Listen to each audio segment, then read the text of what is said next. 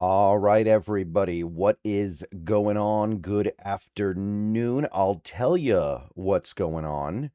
I know I'm a little bit late to this one, but nevertheless, we've got some pretty big news from earlier this morning. And by the way, for anybody who doesn't know, I'm sorry to pull the curtain back, but most of the time my 9 a.m. videos are recorded the previous evening, and then I schedule it for an upload at 9.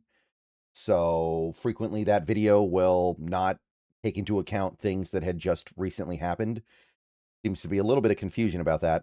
But yeah, that video was recorded last night, so I didn't know about this. And yes, I know I'm late, but even when I got up this morning, I had things I had to take care of that were a little bit of a higher priority, although this is pretty darn high priority as far as talking about the Seahawks goes.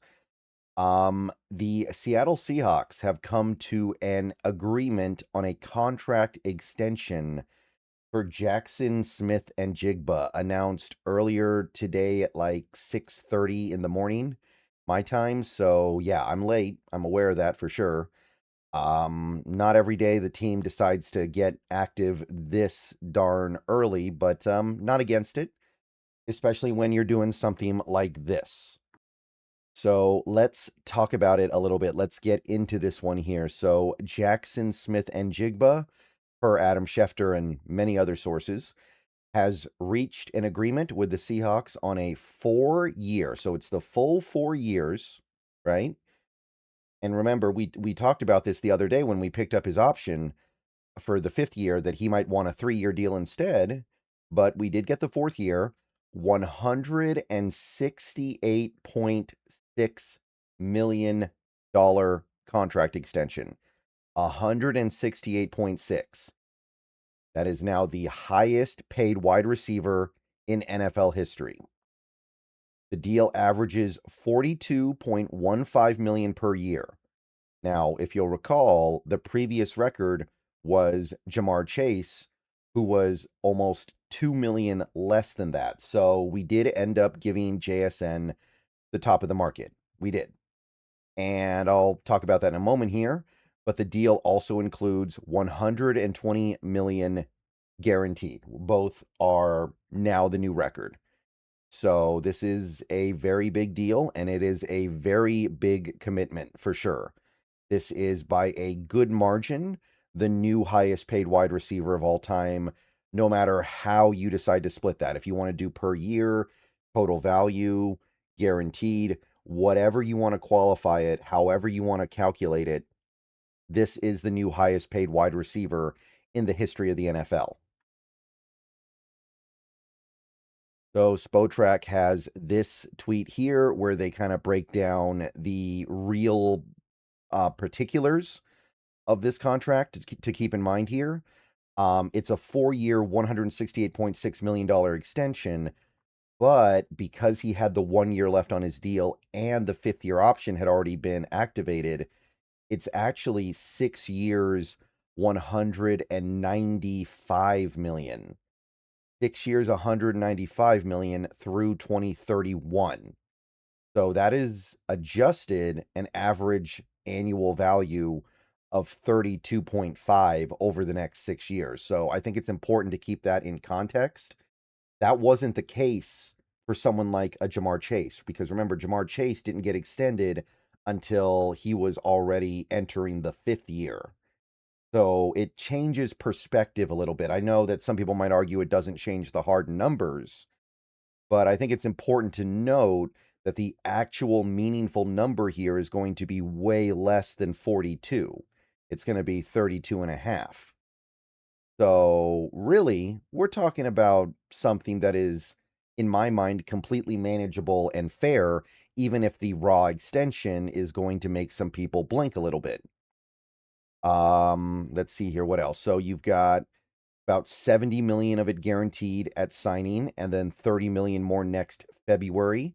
It's 4 years, 120 million practical. So that is something to keep in mind as we go forward here, that obviously not every dollar is guaranteed. And because I know people are going to be interested in this, we got this from Spotrac as well. JSN's 2026 cap hit has increased by 5.8 million, but his 2027 hit is lowered by 8.2 million. So we'll take a look at exactly what that means later, but I think that's an important thing to keep in mind here. Um, the um, the cap hit for 2026 has changed. It has gone up, but not radically so. It has not drastically altered the way the Seahawks are currently positioned for this offseason. Okay, so first of all, let's talk about this for a second.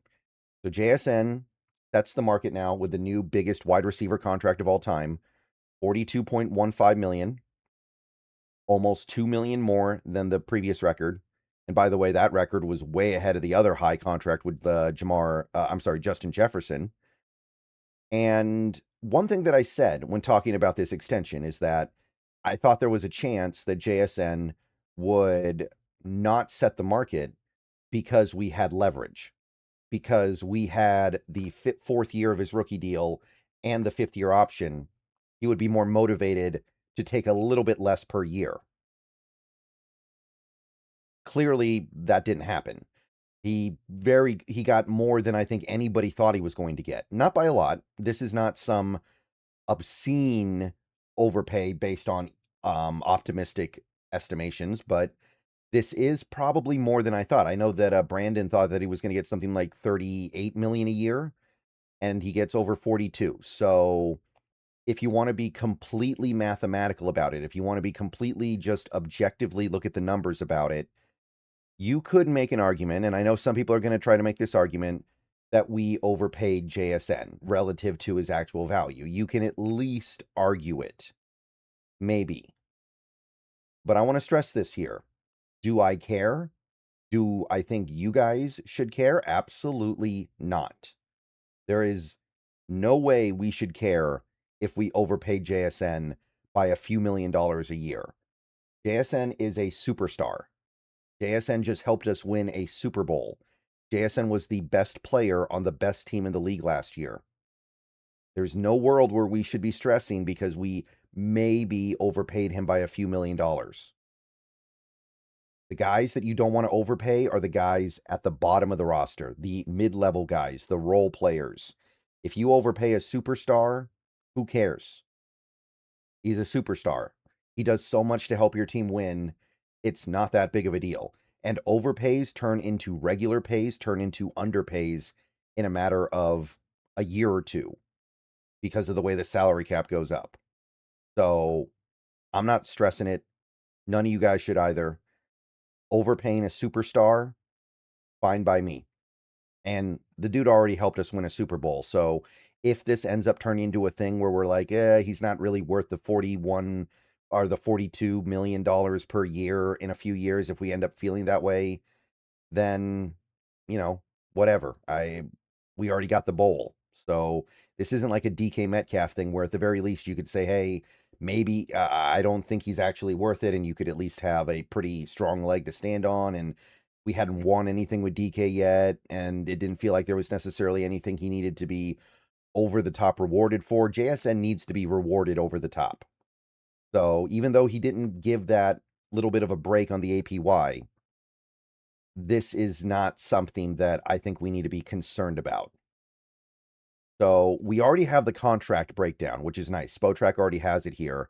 So we can see exactly how things play out over the next few years. So first, the 2026 salary cap hit for JSN is now just about 10.4 million. So it did go up, but not by that much, 10.4 million. I don't think anybody's going to have a problem paying him that. And then it goes up from there. 2027, however, it's only 15.6. Again, very manageable, very normal. Should not be any kind of a problem, not even 5% of the cap. May end up even being less of a percentage. 2028, that's the year things start to accelerate. But you look at this and it's like, 33 million. Yeah, it's a lot of money, but by the time we get there, it's not even going to be 10% of the cap. He's going to be, 26, 27 in 2028? He's still going to be in his prime. He's still going to be one of the best receivers in the league. 33 million per year is not a problem. And then you've got 2029. That's 36 million. Again, it's a lot, but it's not even 10% of the cap. He's still going to be in his prime. Let me check this. Yeah, 27. He'll be 27 years old. There's no problem. And then after that, yes, things start to slam into you pretty hard, but the dead cap opens up opportunities for you. You get to 2030. Yeah, the cap hit is now kind of ugly, although may not be so ugly by the time we get there. 48.3 million, but only 19 million dead if he's moved. So now you have options.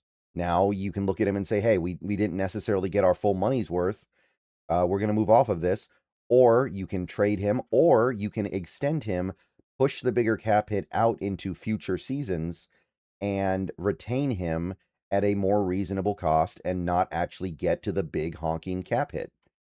So by the time the cap hits get obscene, you're going to have ways to mitigate it.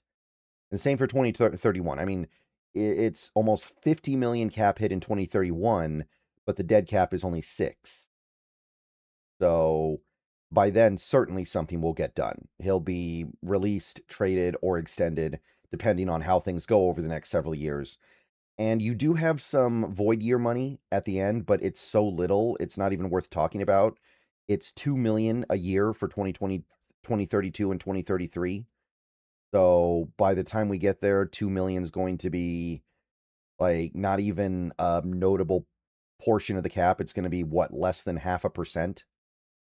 So there's nothing to think about there. That's going to be absolute laundry money by the time we get to that year. So no tripping on that one at all. It's a well-structured deal, and we don't have to really worry about anything at any point during this deal. I don't see anything here that is screaming, "Oh, we're going to be in a lot of trouble here." Maybe if we restructure later, but we probably won't have to do that because we're aware of the fact that it'll come back and bite us in 2030. So we maintain our flexibility going into the next decade, and everything should be fine. Now, as for this, where this leaves the Seahawks, if you go to Spotrac, as of right now, the cap space for their top 51 is listed at 33.6 million. So that's still a lot of money. Obviously, we just lost a little bit of it on the JSN extension, but we still have plenty of money to extend Spoon. We can go after guys post-draft, guys like Clowney, guys like maybe Marlon Humphrey, guys like L'Jarius Sneed, guys like Cam Jordan, whoever it is that you're into. There's still plenty of money here. The Spoon extension is going to knock more money out, but there's still going to be plenty left over. We need a few edge rushers. Maybe we'll need another running back. We'll see how things go in the draft. But the cap space is not a big concern right now. So I think that's pretty much all we got right now. That's pretty much all there is to get into. Jaxon Smith-Njigba is going to be a Seahawk for at the minimum through the rest of this decade. We won't even have to think about not having JSN until after 2030. So I think that's it. Sorry, I'm a little bit late with this video, but I think that breaks down pretty much everything we have right now.